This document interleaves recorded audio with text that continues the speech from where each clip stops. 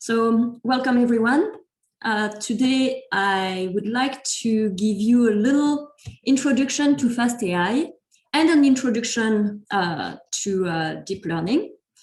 And fastai is a library that I am learning myself. So this is going to be a fairly short and fairly small introduction, but WestGrid is starting what we normally call the summer school, but this summer we are presenting it in the new format and we're calling it training modules. And it's going to run mostly on Tuesdays over a period of 3 months. There are a number of modules, and one of the module is machine learning on July 6th. And I will be talking at much greater length about fastai. So if you get intrigued today and you think that that's something you'd like to look a little bit more into, that could be something worth checking out. And actually, I could post the link of the site in the chat as well. And registration are open. So just a quick little introduction of machine learning. Basically, we talk about machine learning when computer programs improve their performance from experience. So that means that they are not explicitly coded to, every single step is not explicitly coded. There is a mechanism that automatically allows algorithms to improve.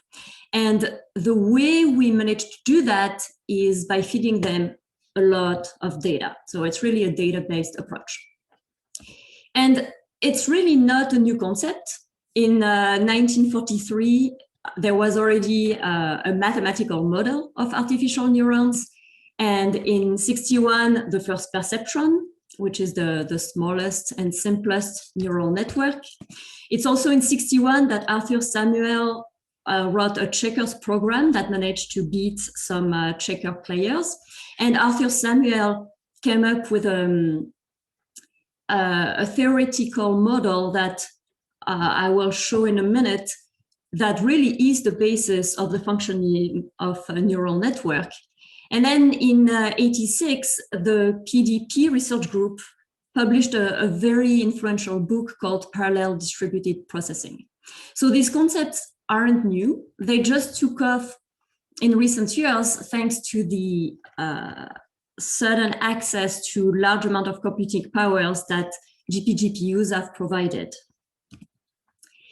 And artificial neurons have some analogies with biological ones, and they are connected into neural networks. And what is very fascinating about neural networks is that their functions, they are simply parameterized functions, large functions with a lot of parameters, but they're simple functions. And in theory, they can solve any problem to any level of accuracy. So there is some kind of the word is escaping me, but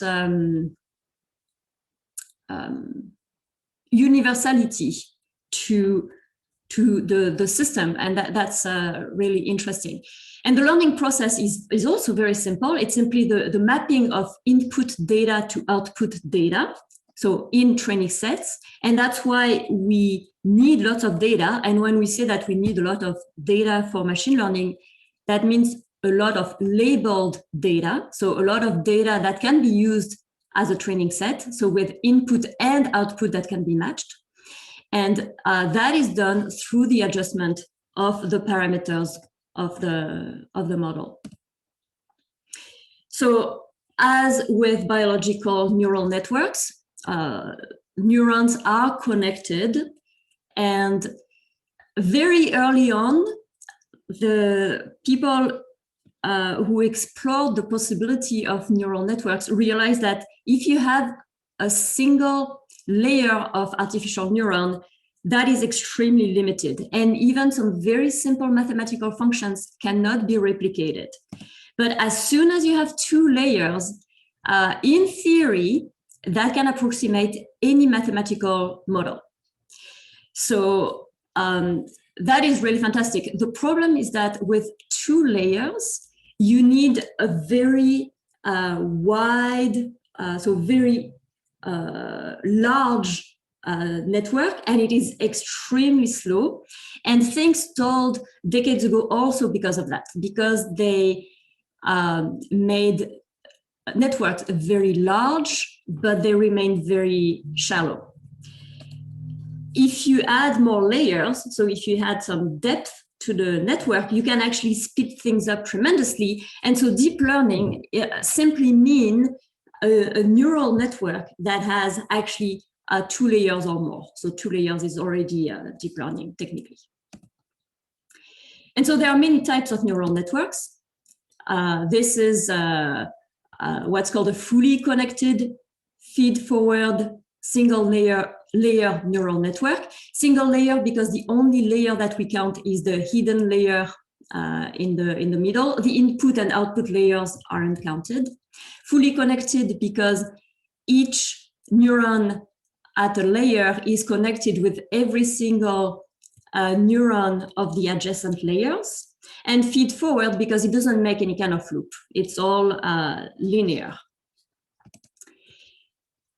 So each neuron receives input from every element of the previous layer.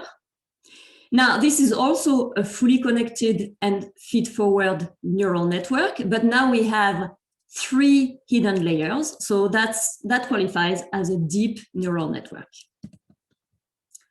Now, if you deal with something like images, images have a very large number of pixels, so the input layer is going to be extremely large. And even though, in theory, such a network can solve anything, for images, the number of neurons required in such a network would be absolutely humongous and would require tremendous amount of computing power.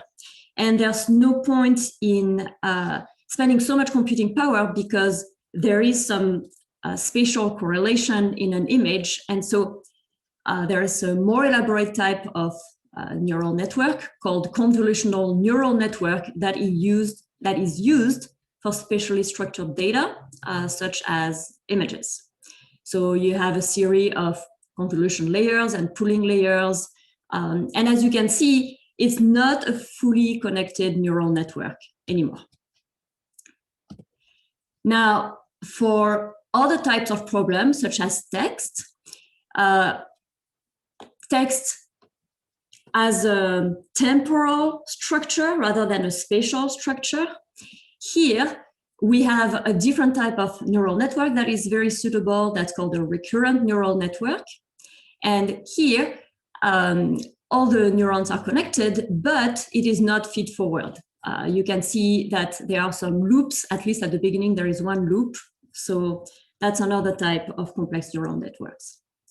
So that's what neural networks can look like, very generally speaking, but how do they learn? How do they function? Like, what's the general principle?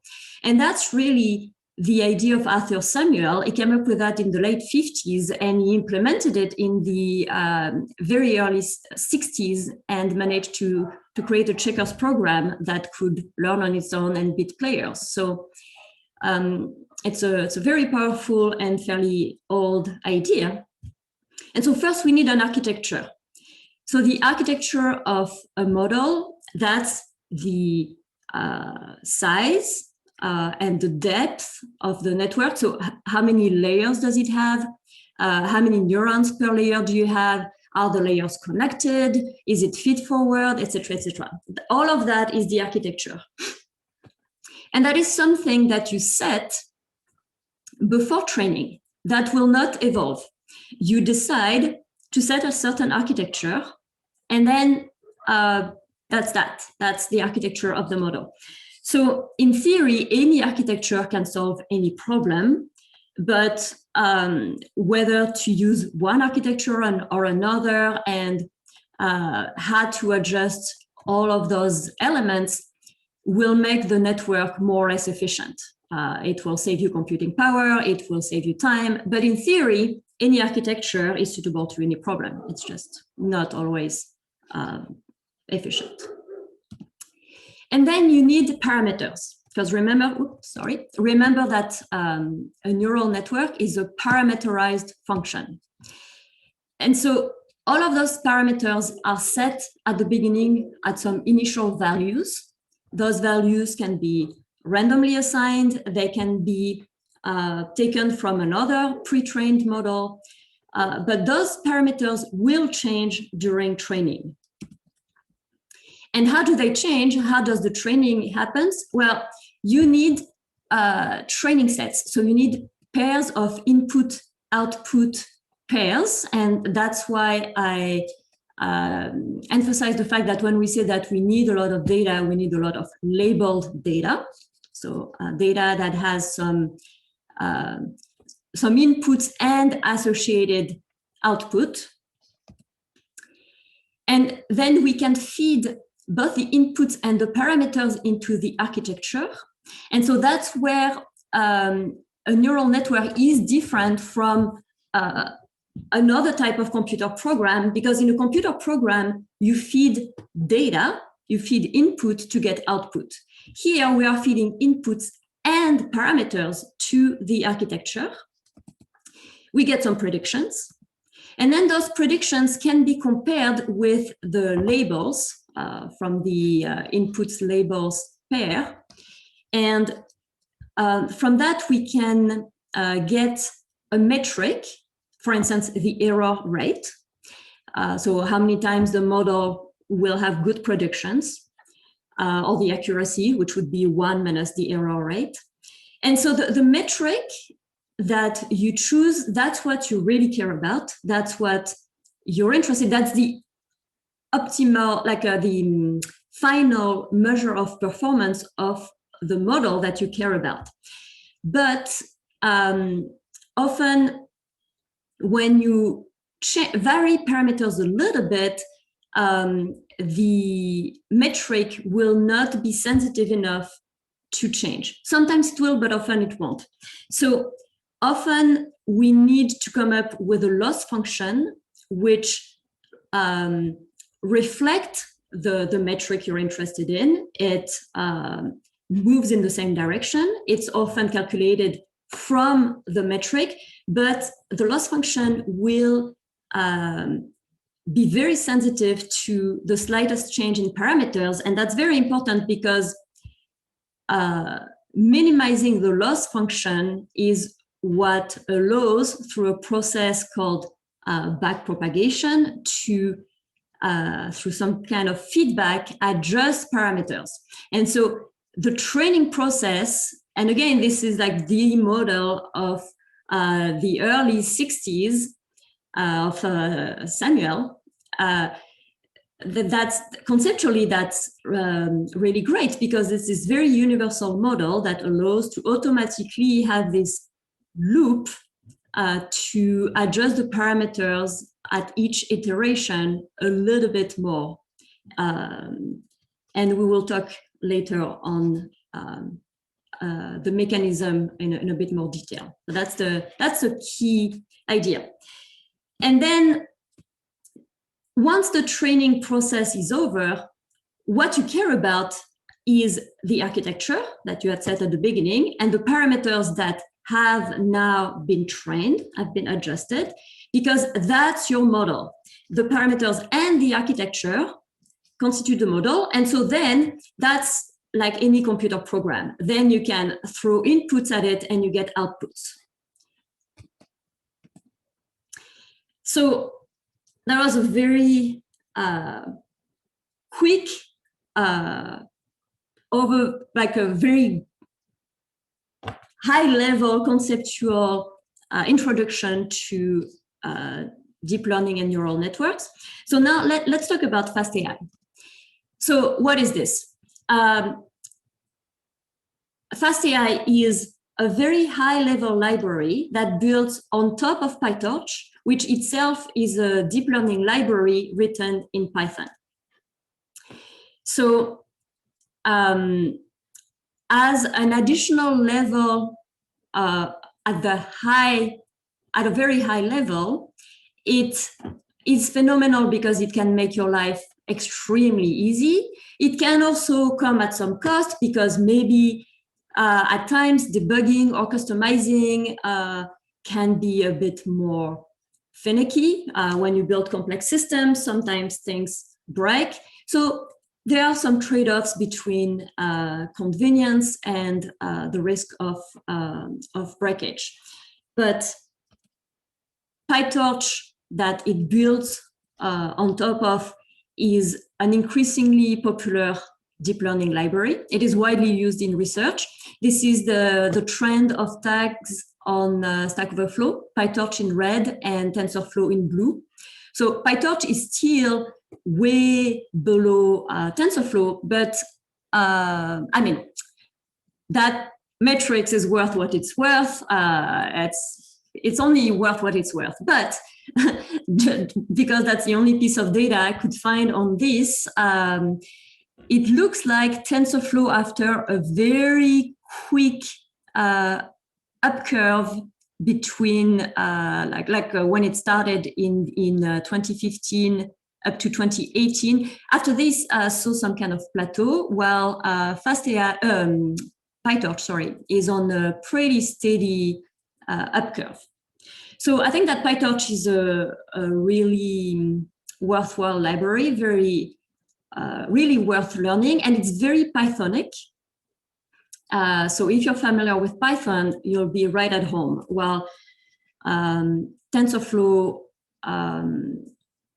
at the lower level is, even though it ran on Python, it's a language of its own. So it can be harder to learn.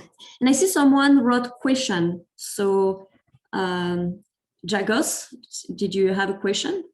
Feel free to type and Alex will try to answer you, or you can interrupt me, or I can try to answer at the end.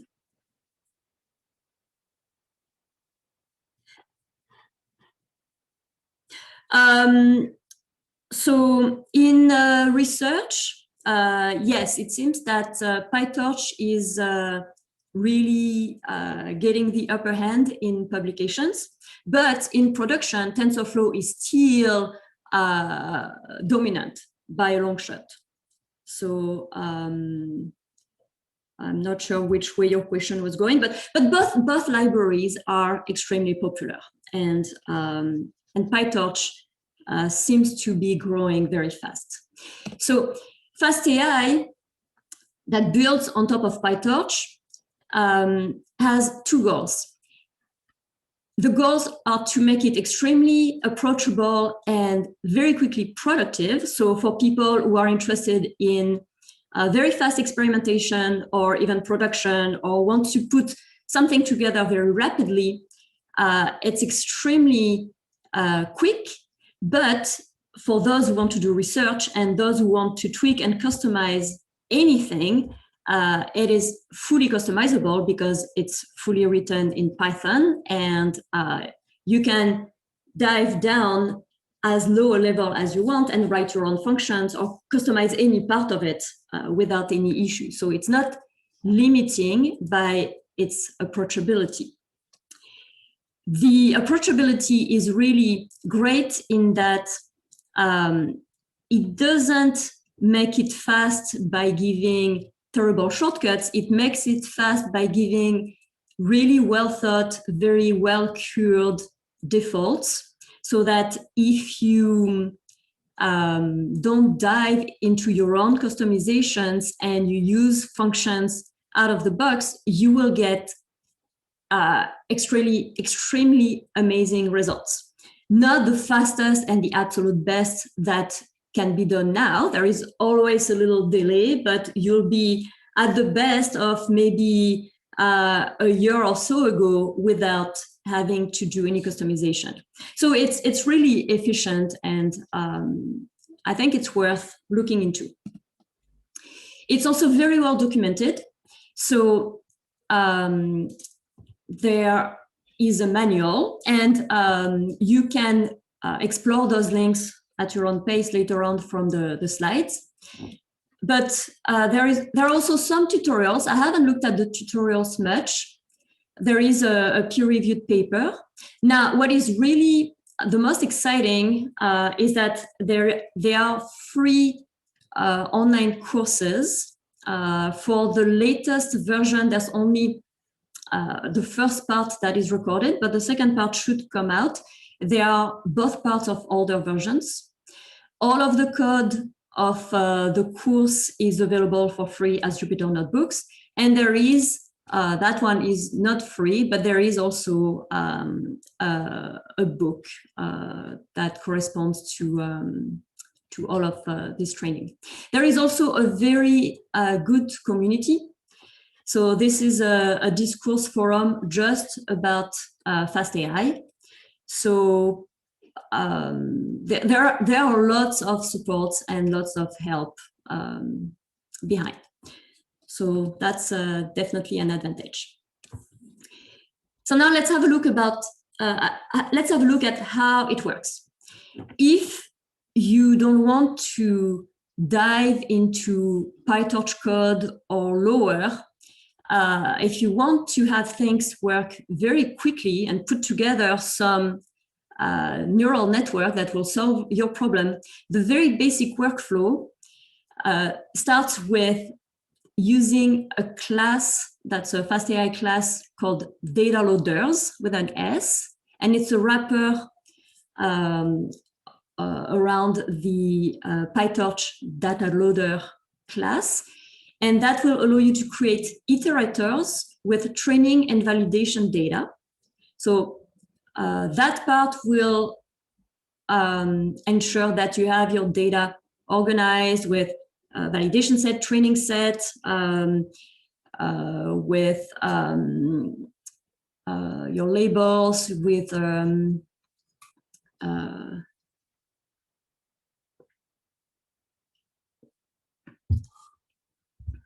that's a word that escapes me, but all organized and sorted.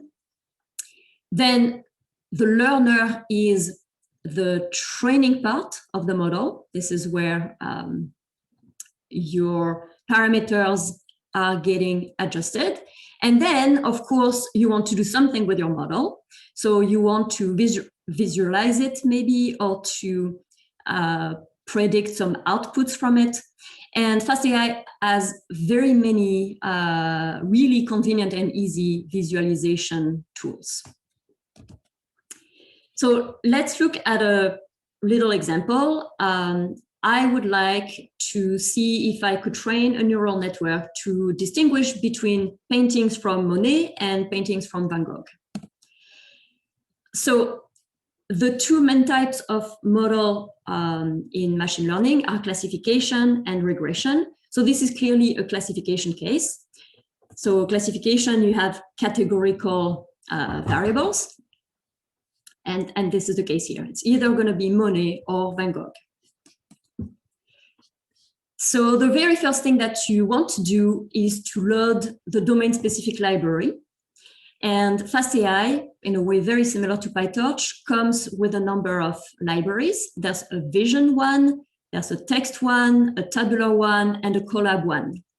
So here, for our paintings, we're in the vision domain. So we will run from, fastai.vision.all import star. And I have a little note here about this, because import star is usually not recommended at all in Python, because what that does is that it loads absolutely everything from a library. And the way Python libraries are normally written, you don't want to do that, because that will load things that might be useful to you, but it will also load a tremendous amount of things that you certainly don't need to load. So this is not something that you normally want to do. However, fastai was built with functionality, user friendliness in mind, and the developers ensured that only the functions that you will need get loaded in this way. So you can safely use these, even though it's in other contexts, it's not a very good practice. And so then I mentioned earlier that the very first step was the data loaders.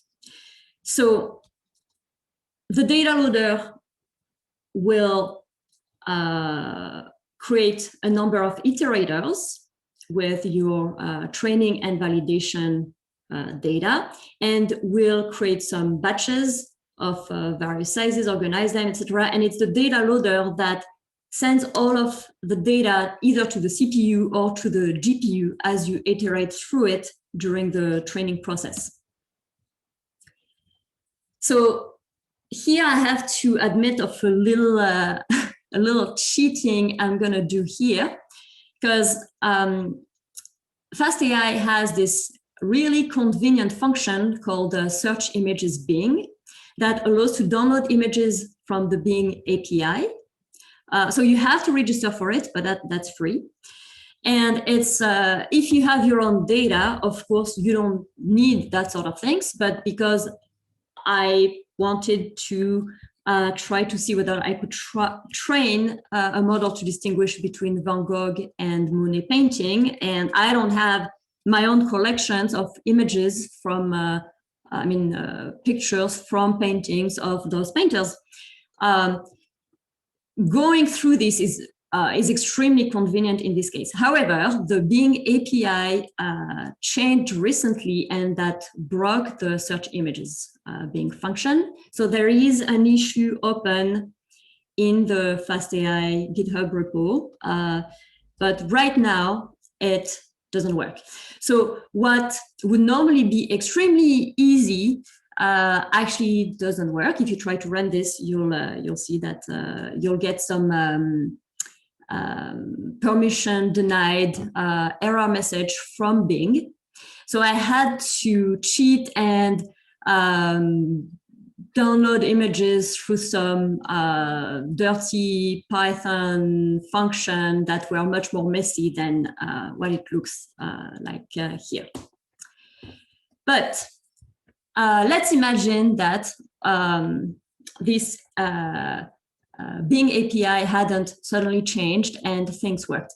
Then you could use this function to and your key, that's you need a registration key from the Bing API here, to create an object, and that automatically download all of the images from the Bing image search into IMS, and then you can create a path lib object with the path where you want to store your images, and you can print the list of images that you are finding on Bing. And so here, for instance, I have 65 images, and one is called image 63, image 31, etc. And they are in a directory called Monet. And here, a little side note, this weird output, it looks like a list, but it's a list with added functionality, and it's a fastai object of class L. And so that's the kind of things that the developers of fastai do. They take Python, they take ideas from other languages, and they add functionalities onto Python inspired by various languages, Haskell, Lisp, other things. And they build this in a library called fastcore. And then in fastai itself, they have all sorts of little added functionalities and layers on top of PyTorch that allow to reduce the amount of code and to get very well tuned defaults. So lots of convenience functions that allow to do things very rapidly. But again, the flip side, as I mentioned earlier, is that things can break, like this Bing function, for instance, and then when it breaks, it can be more complex to troubleshoot than if you have something written from scratch, requiring a lot more work, but that is more robust. So there are trade-offs. So we do the same with Van Gogh. So we download a number of, here I got 89 Van Gogh images. I mean, we don't know whether they are Monet or Van Gogh, but they are images that on the big Bing image search engine had the words Van Gogh and Monet in them. But of course, the data is not clean, and it's likely that there are all sorts of weird things mixed in there. If you have your own data, if you're looking at X-ray with whatever, you'll start with a much cleaner data set and much more standardized data set, obviously. So then the key element of DataLoaders is the data block API. So this is a fastai concept. So for those familiar with PyTorch, you might be a little bit surprised by the syntax, but basically blocks are the types of inputs and labels. So data block is the function in which I pass blocks, image block and category block. Indeed, what are my data and label? The data are images, the images I just downloaded, and the category are going to be the labels of those images, based again on the titles of those images on the web. Then get items is that's the argument in which you pass the function that allows you to get your items, and the items are individual piece of data. So here the items are individual images. Splitter is a very important part. That's how you split the data between the validation set and the training set. And so here we're using a random splitter.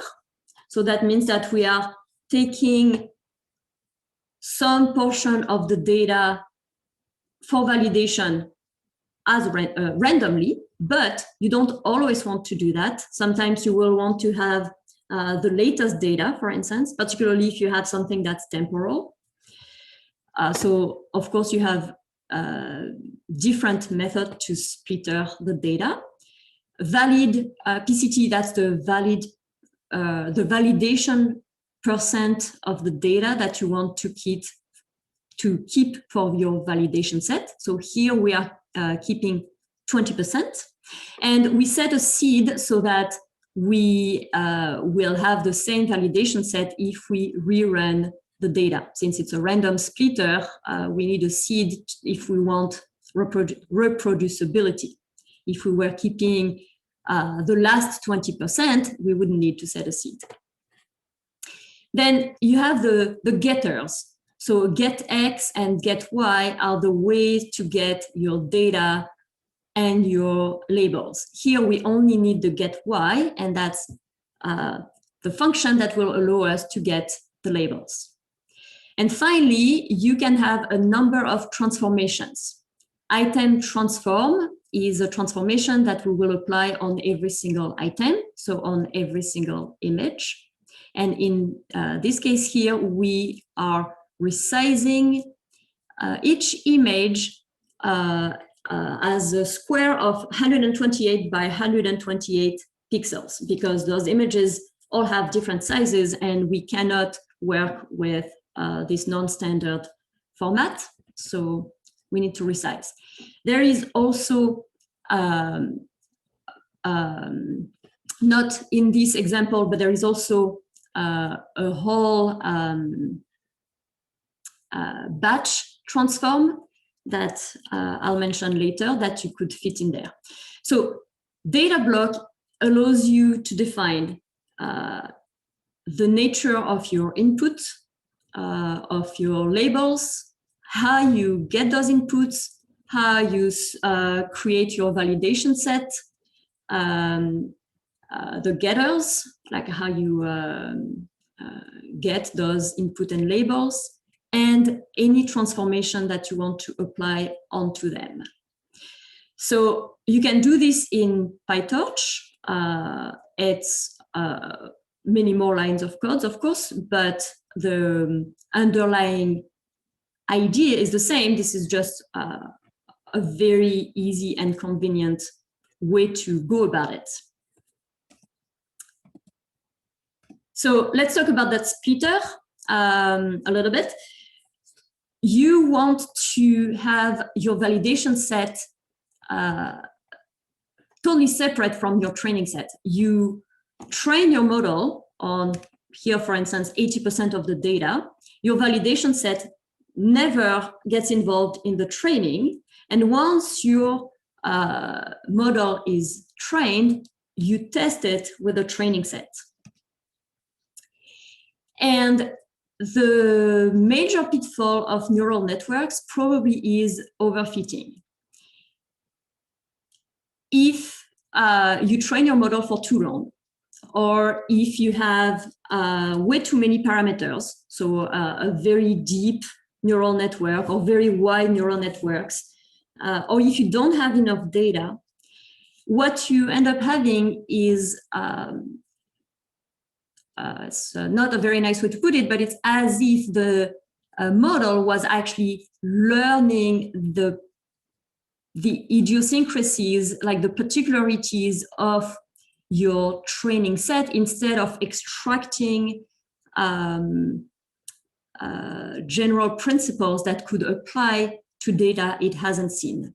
And so how do you know when you are overfitting? Well, if your metric, like the performance of your model goes down as you train, that's a sign that you're into overfitting. So you need to add stochasticity, add data if you can, train less, but you need to take a step back, because overfitting is probably the main problem in model performance. So let's go back a little bit at the code. So we've created this data block called paintings, thanks to this data block function with all of this information here. And so now on this paintings object that I just created, I apply the method DataLoaders with an S and the path of my images. And I create an object of class DataLoaders specific to fastai, and it's classically called DLS for DataLoaders. So these DataLoaders contain all the information about the size of my training set, the size of my validation set, whether I've been randomly shuffling the samples, whether the batch size, etc., etc.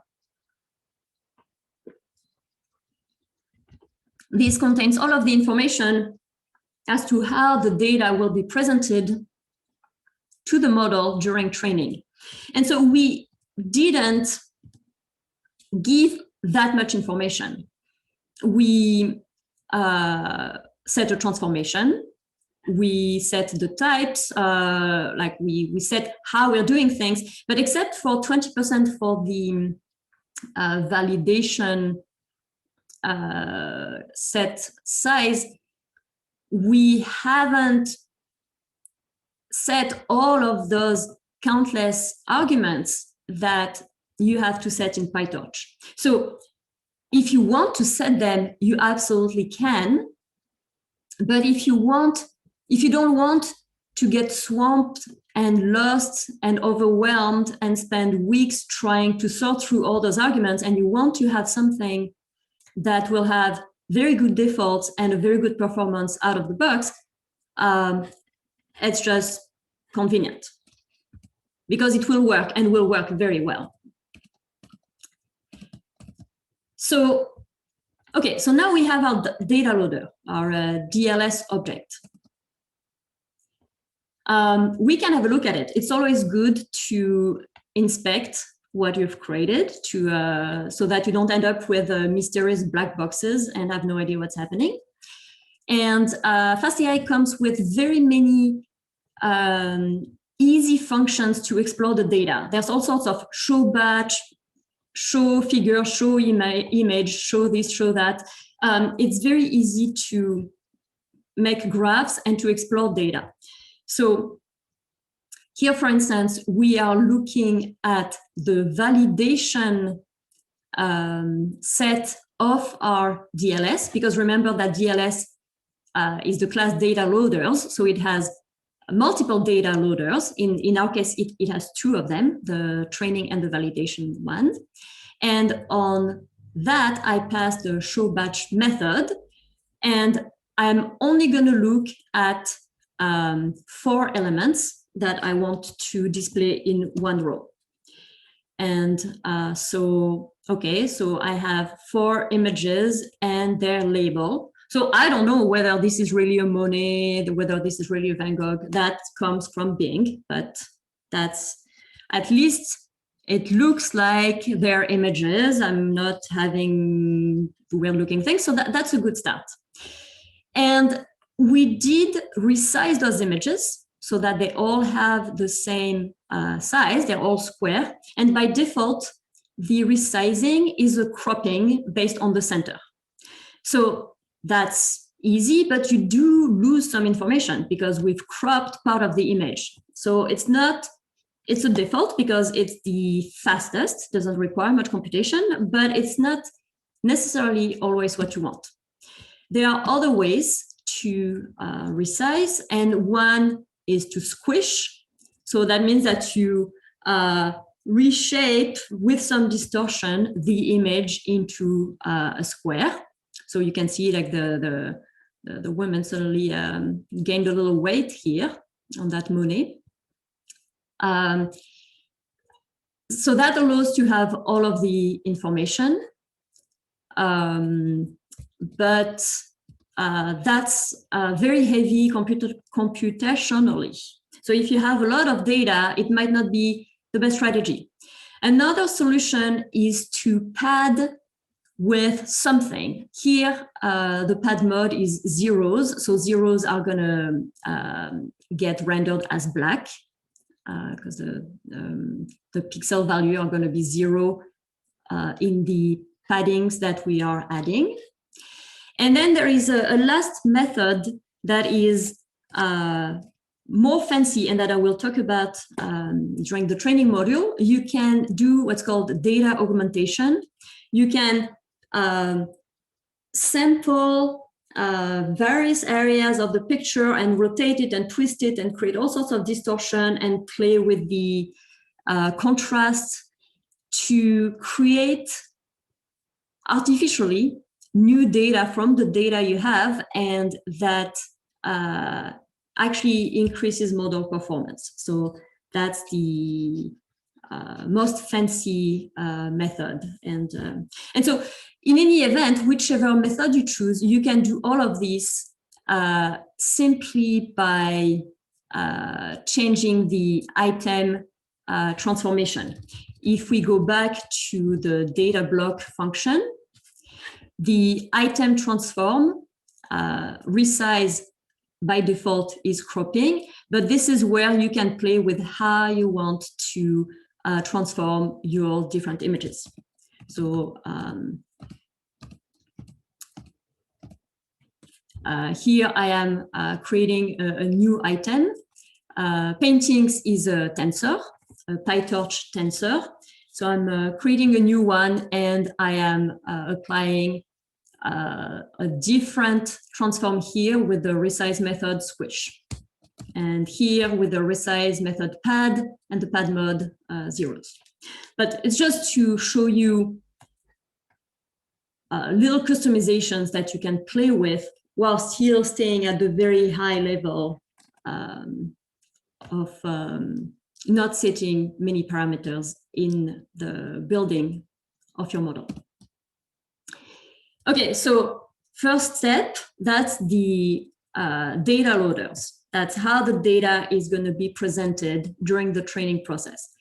But then the big chunk is the learner. The learner is the actual part of the model that will update your parameters as you train the model. And so this in PyTorch definitely takes a lot of lines of code because you have to set it all. And here, this is it. Like it's this small. And so learn is going to be your learner. And what are we doing here? So we are using the CNN learner function. So CNN is for a convolutional neural network. So CNN learner is a function that's going to be very well suited for images. And as arguments, we are passing DLS. So that's our data loaders. So again, remember that includes our training and validation data loaders. Then ResNet 18 is a pre-existing model. ResNet is one of the very performant image models that are popular and widely used. And then we have our metric. So that's what we care about in how we assess how well our model is doing. And here we're doing error rate. So we're gonna see how many times the model gets the painting right, how many times it gets it wrong.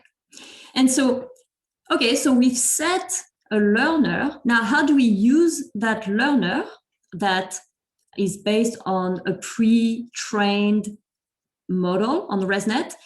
Well, we will do what's called transfer learning. And we do that with fine-tune. So transfer learning is the repurposing of pre-trained models to new purposes.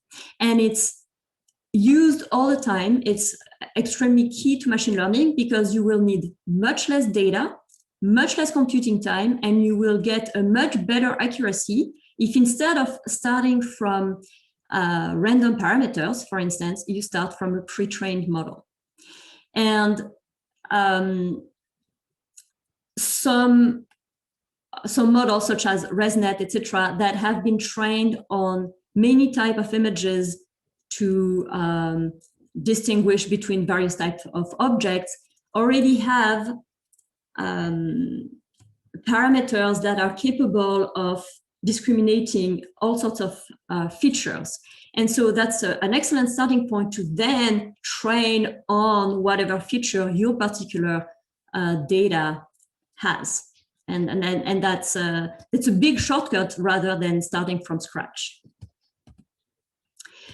And so this table is not really exciting looking because I couldn't download as much data as I wanted because of the Bing API not working. I just have this little table, but you can create some nice visualization tool of how your model did, or you can also create some matrices that show which inputs got wrong labels and at which frequency. But nevertheless, even with only 4 epochs and even with the extremely little sample size I've used, my training loss, so the loss function, as the loss function goes down, it means that your model is doing better and better. My training loss dropped from 0.4 to 0.18. The validation loss also dropped to 0.04. So that's on data that the model hadn't seen during training. So that's pretty good. And the error rate is pretty low. And look at the time, it's also very, very fast. Like this is, so very few epochs, very little data, extremely quick, and pretty astounding results. So basically, you can take this high-level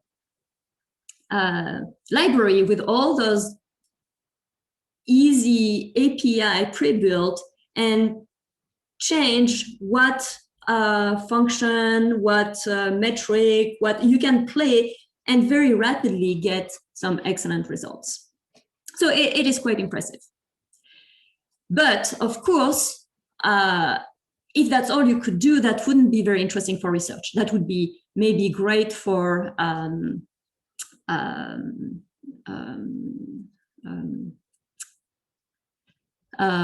deployment, but that wouldn't be very suitable for people in academia.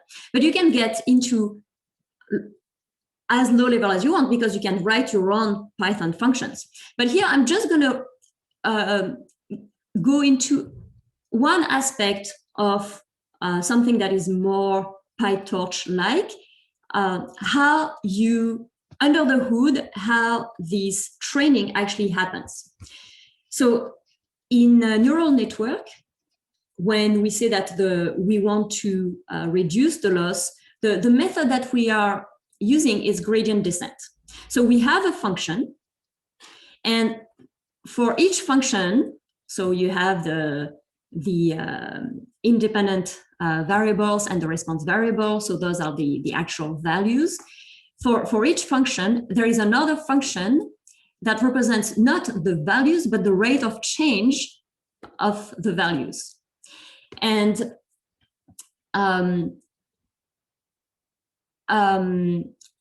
the rate of change, if you tweak the parameters extremely little, that rate of change tells you whether you're moving in the right direction or in the wrong direction, and by how much. So it gives you the direction and the magnitude of the step that each of the very many parameters in your network should take. And this can be done by hand, and it's people in math, people who do algebra do that. But since there can be hundreds of thousands or even millions of parameters in the neural network, obviously that wouldn't be very practical if we had to do them by hand.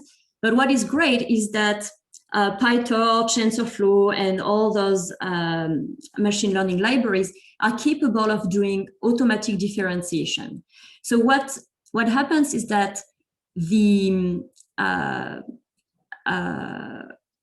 algorithms are able to track the operations that are being performed, keep them in memory, and then they can calculate the gradient on those parameters based on all of the operations that happened to them. And so you don't want to track everything because that would use a ridiculous amount of memory. So by default, those operations aren't being tracked, but there are ways to track it, and there are many ways to go about it, but one of the ways is to use requires grad. In PyTorch, whenever a method ends with an underscore, that means that the operation is performed in place. So here, I'm starting with a hypothetical tensor. If I run tensor.requiredGrad underscore, I am passing the requiredGrad method to that tensor in place. So that means that I am starting to record operations performed on that tensor. So if params is the name of my tensor with all of the parameters of my network, params is the tensor where you want to keep track of those operations. So you start with that. Then as you get some predictions from your model, if you remember that graph I showed at the very beginning, where you have your input and your parameters that go through the architecture and you get some predictions. So here our parameters go through the architecture and we get some predictions.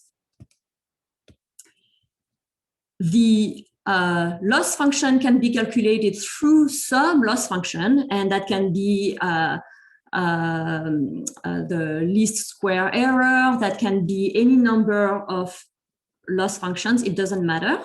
But the loss is calculated by passing the targets. So the targets are the labels, the true values, and the predictions. So those are the estimates from the model through the loss function. And then we simply have to apply the backward method to the loss. And because we have been following every single operations that happen to params, now params.grad get the gradients of every single parameters.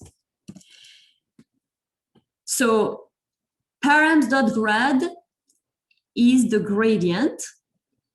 So that means it's by how much we need to adjust the parameters so that the loss function will be reduced. So we need to update our parameters. And there is a little trick here. There is this dot data. You see it's params.data, and here again .data. And so .data stops the gradient from being calculated on this operation because what we were doing so far, like passing the params through the model and then to get the predicted values and then the predicted end targets through the loss function, like we wanted to track all that so that we could run the back propagation on it. But this here, the adjustment of the parameters, the updating of the parameter after one step, we don't want to have that part of the operation. So that's why you put this dot data. So this params grad with the dot data, we multiply it by a learning rate, and the learning rate is between some very small value close to 0 and 1. And 0.1 is a good starting place, but the ideal learning rate depends on the architecture. For instance, a deeper network tends to be more bumpy, so the values can be more jumpy. And so if you have a large learning rate on a very deep network, you may miss minima and have a counterproductive decrease in the loss. So you may want to have a much lower learning rate if you have a deep network. On at the opposite end of the spectrum, if you have a shallow network and you have a very, very small learning rate, you're not taking risks, but you're losing a lot of time and a lot of computing power to go down your loss function very, very slowly. But so those gradients multiplied by a learning rate is what you want to subtract to your parameters. So this is one step of gradient descent. And you will do that very, very many times. At each iteration, like remember that your data loaders are iterators, and so you're going to iterate through those. At each step, you'll do that. One thing you have to do at each step also is to reset the gradient. So before you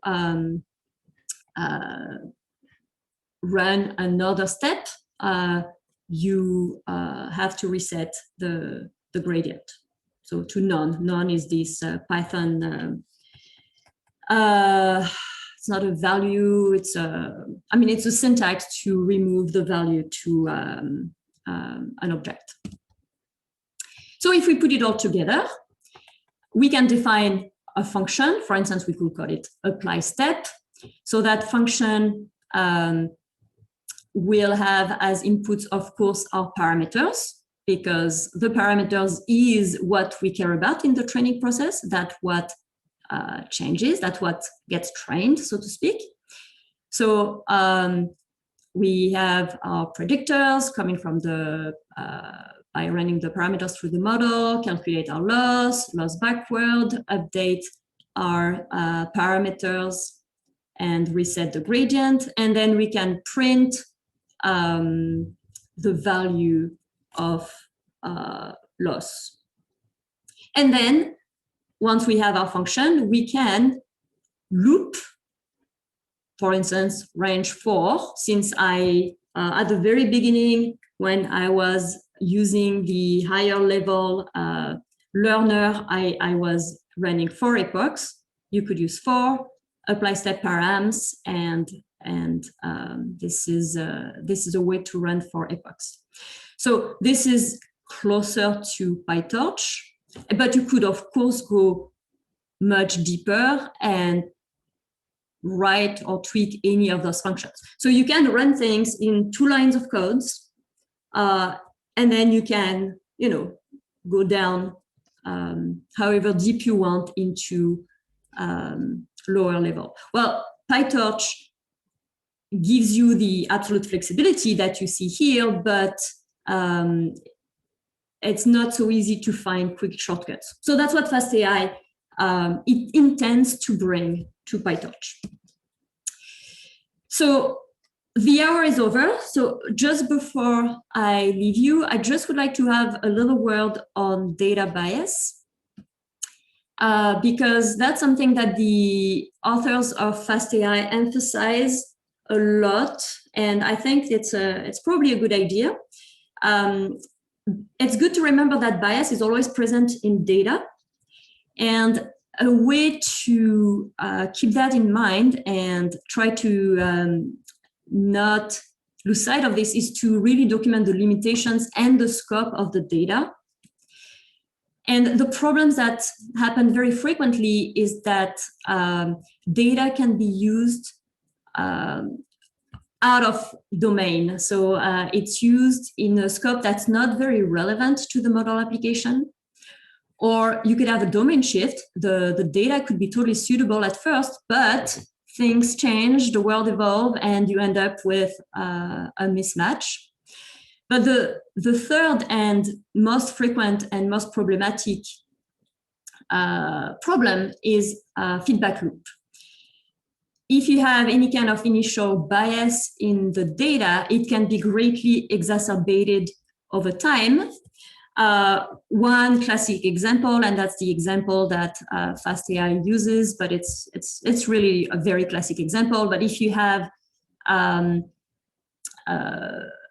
data that is biased towards certain neighborhood having more arrests,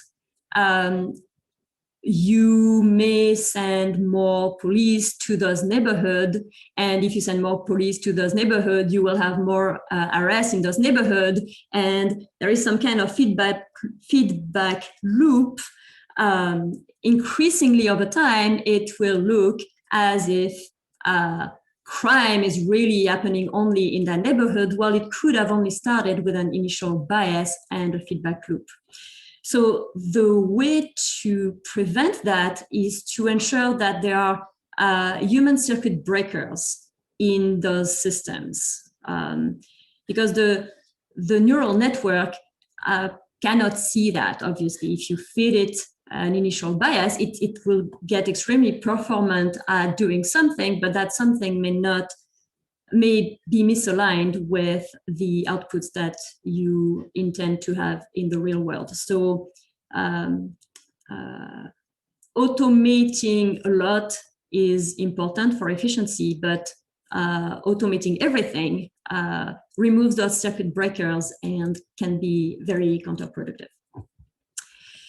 So I'll leave it at that. I really need to thank the fastai developers because I took my examples and pretty much everything that I have presented here with minor tweaks from their course. I encourage you to visit all those resources that they are putting forward. And yeah, if you have any question, I will see whether I can try to answer it. There is a question in the chat.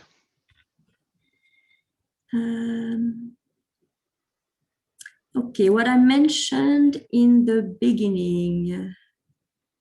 Okay, let me go back. So, what? Feel free to unmute yourself.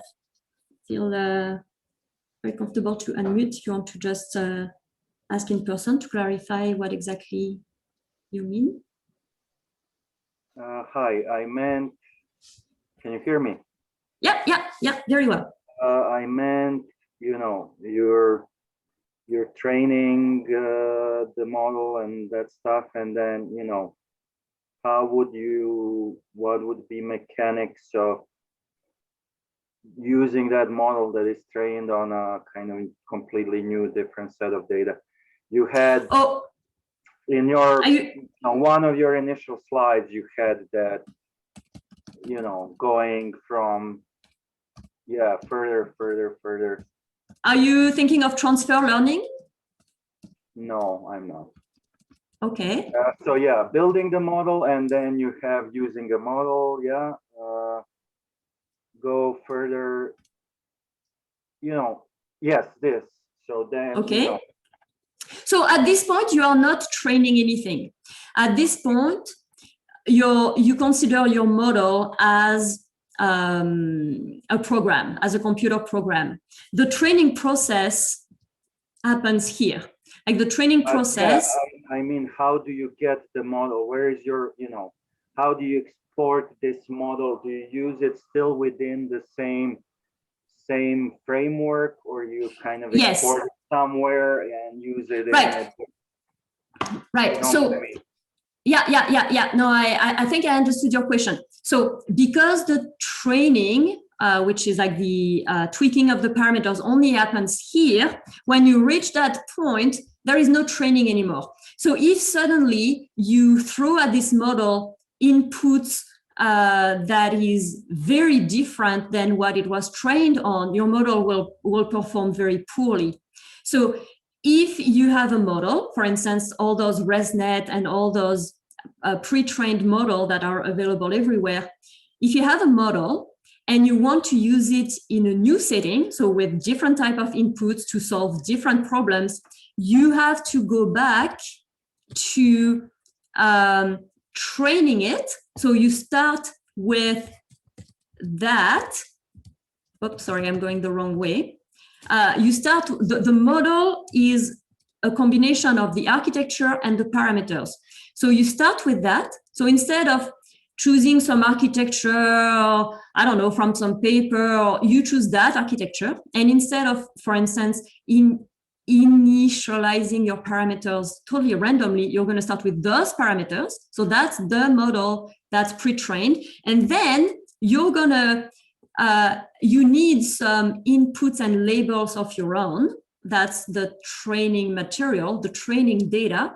You're going to start training until you judge it's good enough, and then you can make use of the model. I don't know if I'm answering your question. Yeah, somewhat. So basically, we're building a model currently. So you using data coming from analysis of, you know, chemical data. So yeah. And then, you know, what I'm saying, once we train the model, we have a model, but then we'll be getting new sets of data, similar but not exactly the same. But you know, it kind of beats the purpose if I have to train the model every time with slightly different data. I mean, it depends what you mean by different data.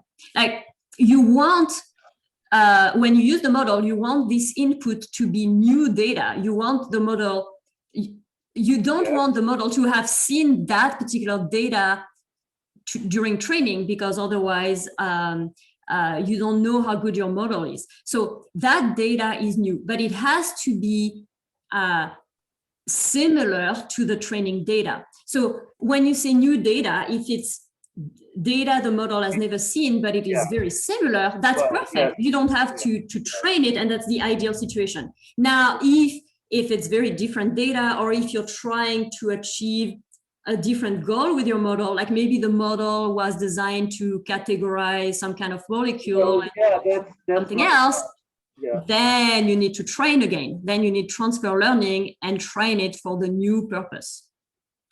Okay. Because remember that what I think is rather fascinating about neural networks is that they're dead simple, big but dead simple, but they have these, I keep forgetting the word, but this universality to them. Like in theory, they can solve any mathematical problem given enough time. Like it could, the performance could be rather poor, and it could take an extremely long time to get there, but theoretically they can address any mathematical situation. I'm just wondering, you know, what is different. So, you know, again, it's a concrete example we're working on currently. So it's, you know, it's an analytical instrument. You put a sample, you get an output, molecular composition, and you build a model around it, and then you'll run a new sample. So the data structure will be the same, but the samples are different. You know, no, but then that's fine. Then that's good. Sorry? Somewhat different, but the data structure is the same. No, it should perform well in that case, because that's the typical usage of the model. And you know how good it performs thanks to your validation set, because the validation set is exactly that. It's data that is similar to the training set, but data that the model has never seen. So if you train your model on your training set and then you throw the validation set at it and you get an error rate that's abysmal, well, okay, clearly your model is bad. Clearly, okay, that's a bad model. You need to retrain, you need, I don't know, something went wrong. But if the validation set ends up with a good error rate, and like when I tried with my Van Gogh and Monet things, my error rate was less than 2% or 2% after only like 4 epochs. So it was excellent. So if that's the case, then you can throw in a different set of data, as long as it's, you know, similar in structure and you're having the same objectives, like it should perform well.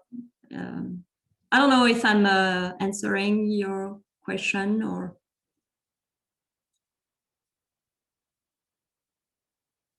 Hello? Yeah, thanks, yes. Yeah. Are there other questions or comments or? And I didn't cover very much. It was very broad, introductory. In the training model, I want to give more concrete examples on how to solve various types of problems. So, and you can find very many examples in the FastAI documentation.